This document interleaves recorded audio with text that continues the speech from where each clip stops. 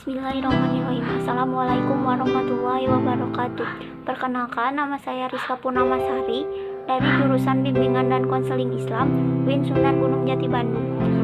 Dengan adanya video ini, saya akan sedikit mereview materi perkuliahan kewirausahaan dari pertemuan pertama sampai pertemuan terakhir.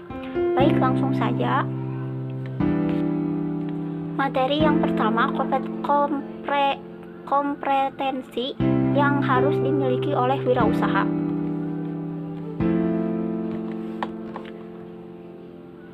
Pengertian kepemimpinan dan kewirausahaan.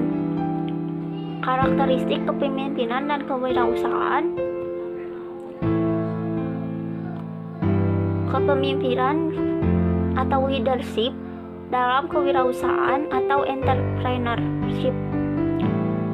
Konsep kubik leadership yaitu menyelesaikan setiap masalah dari pangkalnya dan menuntaskan hingga ke hilirnya.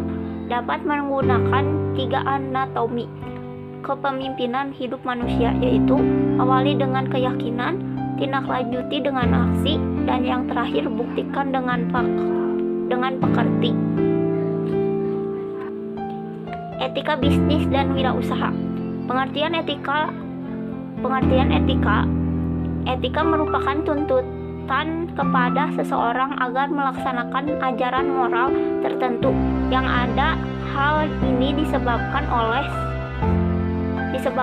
oleh seseorang tersebut mengetahui dan sadar bahwa yang dilakukannya tersebut baik untuk dirinya sendiri dan juga baik untuk orang lain, dan ia secara sadar, secara kritis dan rasional bahwa hal tersebut pantas untuk dilaksanakan dan juga di sebaliknya.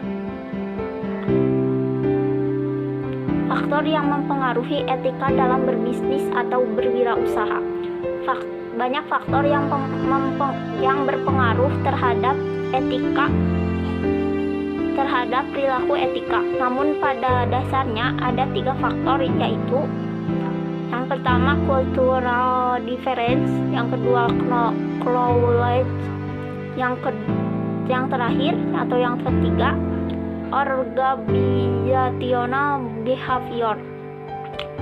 Landasan normatif bisnis. Dalam sila-sila Pancasila terdapat nilai-nilai yang menjadi landasan moral dalam menjalankan bisnis.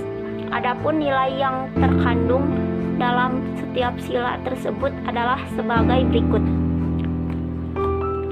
Yang pertama, nilai ketuhanan yang Maha Esa. Kedua, kemanusiaan yang adil dan beradab. Ketiga, persatuan Indonesia. Keempat, nilai kerakyatan yang dipimpin oleh hikmat kebijaksanaan dalam permusyawaratan perwakilan. Dan yang terakhir, keadilan sosial bagi seluruh rakyat Indonesia. Pentingnya etika bisnis. Perumusan dan penetapan etika bisnis merupakan salah satu dari sekian banyak upaya pemersatu integration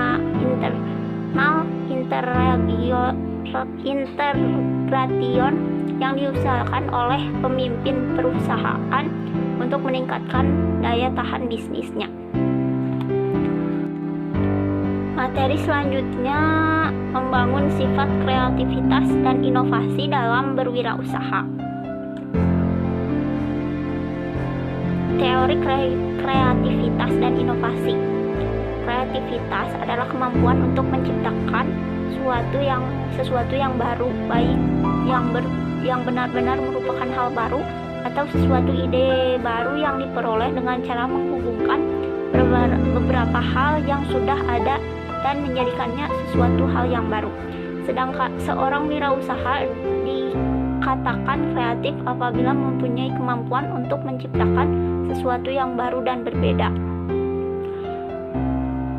Yang kedua, inovasi. Inovasi adalah pemasukan atau pengenalan hal-hal baru atau pembaruan. Tujuannya adalah menghasilkan produk baru baik bagi dirinya sendiri maupun lingkungannya. Proses kreativitas dan inovasi dalam berwirausaha. Proses kreativitas. Zimmerer menuturkan 7 langkah kreatif dalam berwirausaha. Yang pertama, persiapan. Yang kedua, penyelidikan. Ketiga, transformasi. Keempat, penetasan. 5, penerangan. 6, verifika. 6, pengujian. 7, implementasi.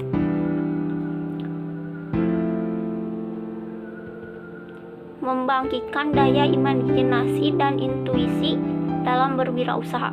Imajinasi adalah proses kognitif yang merupakan kompleks kegiatan mental di mana unsur-unsur dalam kegiatan mental tersebut lepas dari sensasi indrawi.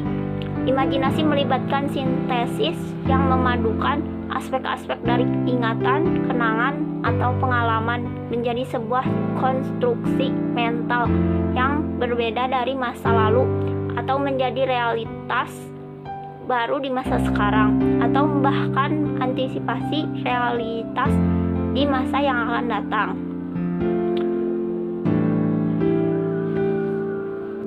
Materi yang ketiga, memahami bisnis plan dalam berwirausaha.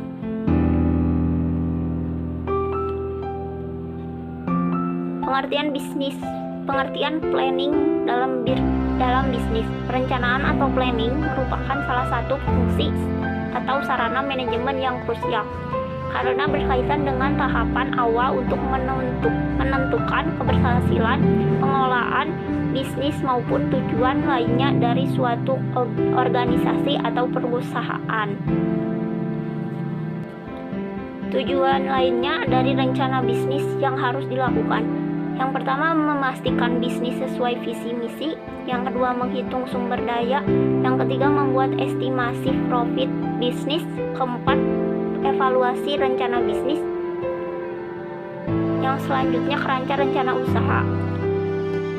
Materi selanjutnya, materi keempat adalah memahami bagaimana bisnis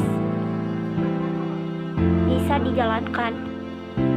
Bisnis adalah usaha yang dilakukan individu atau kelompok dengan menawarkan barang dan jasa untuk keuntungan atau laba. Arti bisnis juga dapat didefinisikan sebagai penyediaan barang dan jasa untuk menerapkan sistem perekonomian.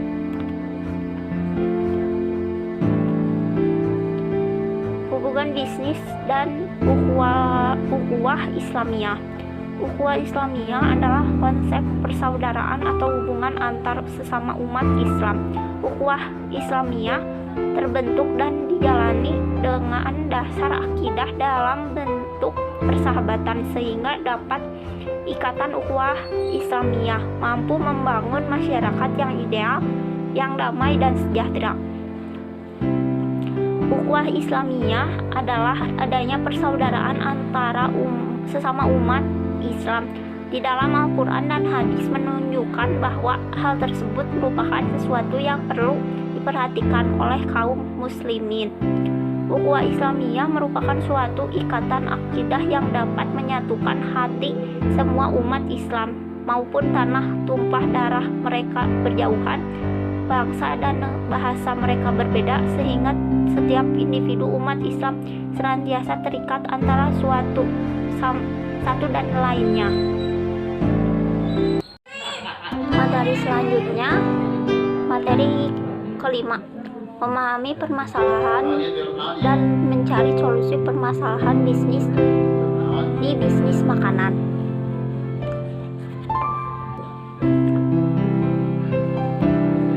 Sebagai pembisnis, kita harus melihat peluang usaha. Tips atau cara untuk melihat peluang bisnis: mengenali potensi diri, diketahui di bidang apa yang paling unggul. Setelah itu, manfaatkan kemampuan itu untuk memulai bisnis. Yang kedua, mengamati kebutuhan masyarakat. Cara termudah menemukan produk untuk dijual adalah dengan memecahkan masalah masyarakat. Yang ketiga, mencari supplier